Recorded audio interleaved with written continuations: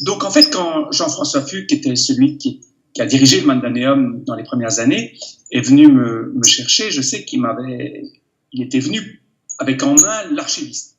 C'était ce livre qui lui avait donné l'évidence qu'il y avait un lien incontournable entre ce livre et l'œuvre de Paul Otlet. Donc c'est vrai que ça m'avait beaucoup troublé, que c'était un album qui était un peu hors norme, hors format, très particulier, avec des grandes images, et qui parlait évidemment de cette notion d'archive, qui était quelque chose qui nous fascinait, Benoît et moi, depuis longtemps. Et donc, il y avait là l'occasion, quand on a commencé à explorer le sujet, de prolonger un petit peu ce livre, d'aller encore plus loin dans l'exploration de cette dimension de l'archivage, qui chez Otlet, c'était une dimension fascinante, vertigineuse. Comment il l'a incarné, ça reste encore aujourd'hui comme quelque chose d'extrêmement troublant, parce qu'il archivait tout, et d'ailleurs la complexité de gestion d'une œuvre comme celle-là tient aussi à sa diversité. Il y avait beaucoup de choses singulières. Pour être franc avec vous, le Mandaneum était quand même inscrit profondément dans l'histoire de Bruxelles. C'était donc très curieux de le mettre à Mons. En même temps, ce qui était très fort, c'était que Mons était prêt à recevoir ces archives, alors que Bruxelles, manifestement, les avait laissées pourrir. Et puis, secondo, c'était que le lieu était remarquable. C'est-à-dire qu'il y avait là une occasion de trouver, il y avait une adéquation entre le lieu proposé pour recevoir le Mandaneum et les archives eux-mêmes. C'était un lieu très fort. Et le métier de scénographe, c'est un peu ça, c'est d'essayer de trouver comment rendre le plus adéquat le contenant et le contenu. Comment arriver à faire que ce soit une évidence, à donner même le sentiment que le Mandaneum aurait été créé là, aurait été pensé avec ce lieu. Et c'est un petit peu ce à quoi vers quoi on est allé, c'est-à-dire essayer de trouver comment le lieu pouvait accueillir, mais vraiment intégrer, mais vraiment incarner toutes les dimensions du Mandaneum. Otlet, pour moi, est un cas assez extraordinaire de quelqu'un qui a loupé un petit peu le coche, entre guillemets, à quelques années près.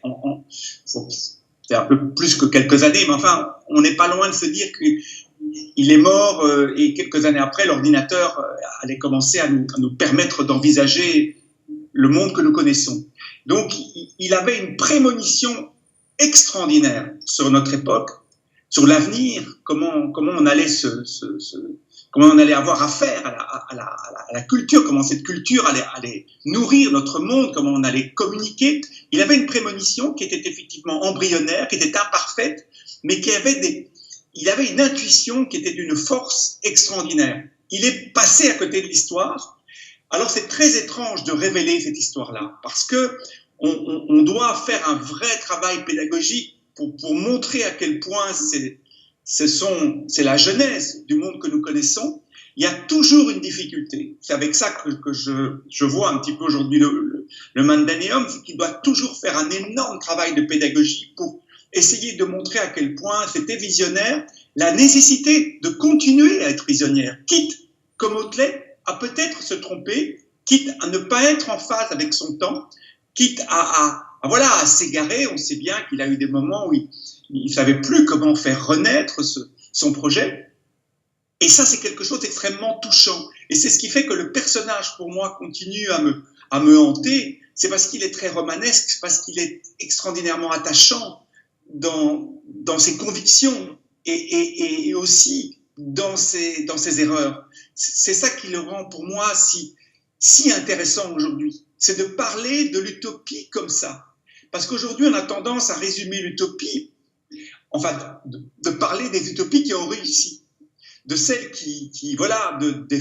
des génies qui ont eu des visions qui se sont concrétisées. Et pour Otlet, c'est plus compliqué. Et cette complexité, elle est vraiment intéressante à prendre en compte. Elle est vraiment un vrai enseignement sur ce que peut être justement la richesse d'égarements, d'échecs et en même temps de prémonitions justes. Une scénographie n'est jamais finie. Il faut tout le temps la réinventer, la revisiter au vu du regard des visiteurs, au vu aussi de l'histoire, du contexte. Et c'est ça qui rend ce métier si passionnant, c'est que on peut jamais être totalement satisfait ni s'arrêter. Une scénographie est un outil qui doit bouger en permanence.